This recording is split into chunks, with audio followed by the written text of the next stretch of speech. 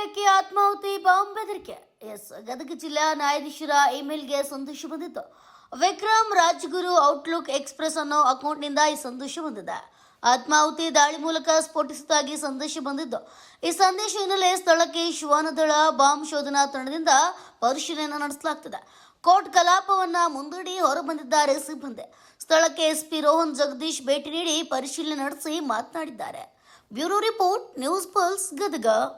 ನಮ್ಮ ಜಿಲ್ಲಾ police control ರೂಮಿಗೆ ಮತ್ತು ನಮ್ಮ ಅಧಿಕಾರಿಗಳಿಗೆ ನಮ್ಮ ಕೋರ್ಟಿಂದ ಸುಮಾರು ಒಂದು 11:50ರಿಂದ 12 ಗಂಟೆ ನಡುವೆ ಮಾಹಿತಿ ಬರುತ್ತೆ. ಈ ರೀತಿ ಒಂದು ಬಾಂಬ್ ಥ್ರೆಟ್ ಮೇಲ್ ಬಂದಿದೆ ಅಂತ ಹೇಳಿ ನಮಗೆ ಮಾಹಿತಿ ತಿಳಿಸ್ತಾರೆ. ಮಾಹಿತಿ ಗೊತ್ತಾಗಿದ ತಕ್ಷಣ ಎಲ್ಲ ನಮ್ಮ ಅಧಿಕಾರಿಗಳು ಮತ್ತು ಸಿಬ್ಬಂದಿಗಳು ಈ ಒಂದು ನ್ಯಾಯಾಲಯಕ್ಕೆ ನಾವು ಭೇಟಿ ಮಾಡಿರ್ತೀವಿ. ಭೇಟಿ ಮಾಡಿದ ಸಂದರ್ಭದಲ್ಲಿ ನಮ್ಮ ಬಾಂಬ್ ಸ್ಕ್ವಾಡ್ ಏನು ನಿಯಂತ್ರಣ ಮಾಡಲಿಕ್ಕೆ ನಮ್ಮ ಹತ್ರ ಏನಿದೆ ಎಲ್ಲ ಎಕ್ವಿಪ್ಮೆಂಟ್ಸ್, ಮೆನ್ ಆ್ಯಂಡ್ ಮೆಟೀರಿಯಲ್ಸ್ನೆಲ್ಲ ಡಿಪ್ಲಾಯ್ ಮಾಡಿ ಇಲ್ಲಿಗೆ ನಾವು ಕರೆತಂದಿರ್ತೀವಿ. ತಾವು ಈಗಾಗಲೇ ನೋಡಿರೋದ್ರ ಪ್ರಕಾರ ನಮ್ಮ ಎಲ್ಲ ಕೋರ್ಟಿನ 3 ಅಂತಸ್ತಿನ ಕಟ್ಟಡ ಮತ್ತು ಅದರದ್ದು ಪಬ್ಲಿಕ್ ಏರಿಯಾಸು ಮತ್ತು ರೂಮ್ಸ್ ಈ ಎಲ್ಲ ಜಾಗದಲ್ಲೂ ನಮ್ಮ ಶ್ವಾನದಳ, ನಮ್ಮ ಡಾಗ್ ಸ್ಕ್ವಾಡ್ ಆಲ್ರೆಡಿ ಎಕ್ಸ್ಪ್ಲೋಸಿವ್ಸ್ ಏನು ಟ್ರೈನ್ ಆಗಿದೆ ಅದು ಎಲ್ಲ ರೀತಿ ಚೆಕ್ ಮಾಡಲಿಕ್ಕೆ ನಮ್ಮ ಸಿಬ್ಬಂದಿಯವರು ಕಾರ್ಯವೈಖರಿಯಲ್ಲಿ ಈಗ ಆಲ್ರೆಡಿ ಅವನ್ನ ತೋರಿಸ್ಕೊಂಡಿದ್ದಾರೆ.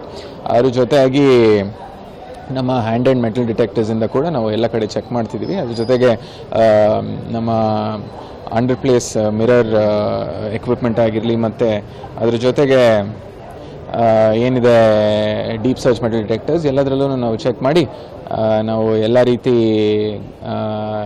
ಏನೇನು ಕಾರ್ಯನ ಒಳಗೊಡ್ಬೇಕು ಎಲ್ಲ ಒಳಗೊಂಡಿದೆ.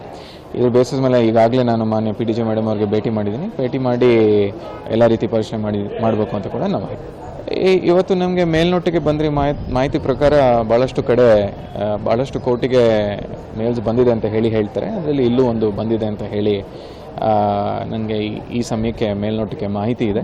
ಪಬ್ಲಿಕಲ್ಲಿ ಒಂದು ಫಿಯರ್ ಪರ್ಸೆಪ್ಷನ್ ಕ್ರಿಯೇಟ್ ಮಾಡಲಿಕ್ಕೆ ಬಹುಶಃ ಇರ್ಬೋದು, ಅಥವಾ ಜಸ್ಟ್ ಪ್ಲೇನ್ ಮಿಸ್ಚಿಫ್ ಕೂಡ ಮಾಡಲಿಕ್ಕೆ ಇರ್ಬೋದು.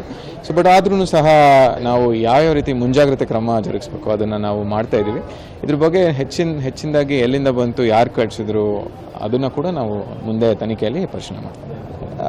ಈಗ ನೋಡಿ, ತಮ್ಮೆಲ್ಲರಿಗೂ ಗೊತ್ತಿರೋ ಹಾಗೆ ಒಂದು ಯಾವುದೇ ಇಮೇಲ್ ID ಆಗಿರಲಿ ಪಬ್ಲಿಕ್ ಡೊಮೇನಲ್ಲಿ ಅವೈಲೇಬಲ್ ಇದ್ದರೆ ಯಾವುದೇ ಒಂದು ವ್ಯಕ್ತಿ ಅದನ್ನು ಮಿಸ್ಯೂಸ್ ಮಾಡ್ಕೊಳ್ಲಿಕ್ಕೆ ಎಲ್ಲ ರೀತಿ ಸಾಧ್ಯತೆ ಇರುತ್ತೆ.